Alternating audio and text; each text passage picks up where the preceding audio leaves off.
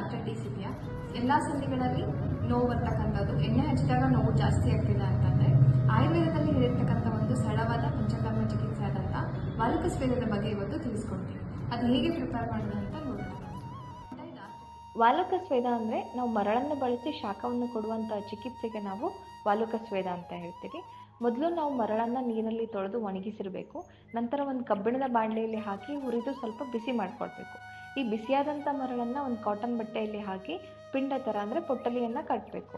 ನಂತರ ಪೇಷಂಟ್ನ ಕೂರಿಸಿ ಅಥವಾ ಮಲಗಿಸಿ ನಾವು ಈ ಚಿಕಿತ್ಸೆನ ಮಾಡಬಹುದು. ನೋವಿರುವಂತಹ ಭಾಗಕ್ಕೆ ಈ ಬಿಸಿಯಾದಂಥ ಪೊಟ್ಟಲಿಯಿಂದ ಬಿಟ್ಟು ಬಿಟ್ಟು ನಾವು ಶಾಖವನ್ನು ಕೊಡಬೇಕು. ಈ ಕ್ರಿಯೆಯನ್ನು ನಾವು ಮಾಡೋದರಿಂದ ಆ ನೋವಿರುವಂತಹ ಭಾಗದಲ್ಲಿ ಸ್ವೇದ ಬರೋಕ್ಕೆ ಸ್ಟಾರ್ಟ್ ಆಗುತ್ತೆ.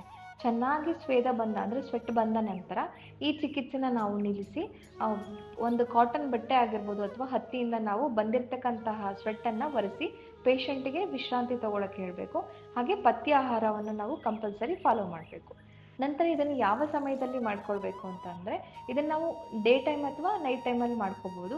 ಆದರೆ ಇನ್ನು ಗ್ರೀಷ್ಮ ಋತು ಅಂದರೆ ಸಮ್ಮರ್ ಸೀಸನ್ನಲ್ಲಿ ಮಾತ್ರ ರಾತ್ರಿ ವೇಳೆ ನಾವು ಮಾಡ್ಕೊಳ್ಬೇಕು. ಇದರನ್ನ ಯಾರೆಲ್ಲ ಮಾಡಿಕೊಳ್ಳಲು ಯೋಗ್ಯರು ಅಂತಂದರೆ ಈಗ ರುಮಟೈಡ್ ಆರ್ಥ್ರೈಟಿಸ್ ಆಗಿದೆ, ಅಥವಾ ಆಸ್ಟಿಯೋ ಆರ್ಥ್ರೈಟಿಸ್ ಇದೆ, ಅಥವಾ ಸ್ಪಾಂಡಿಲೋ ಆರ್ಥ್ರೈಟಿಸ್ ಇದೆ, ಅಥವಾ ಬ್ಯಾಕ್ ಪೇನ್ ಇದೆ, ಜಾಯಿಂಟಲ್ಲಿ ತುಂಬ ಪೇನ್ ಇದೆ, ಸ್ಟಿಫ್ನೆಸ್ ಇದೆ, ಇನ್ಫ್ಲಮೇಷನ್ ಆಗಿಬಿಟ್ಟು ತುಂಬ ಸ್ವೆಲ್ಲಿಂಗ್ ಇದೆ ಅಂತಂದರೆ ಈ ಚಿಕಿತ್ಸೆ ನಿಮಗೆ ತುಂಬ ಸಹಾಯ ಆಗುತ್ತೆ.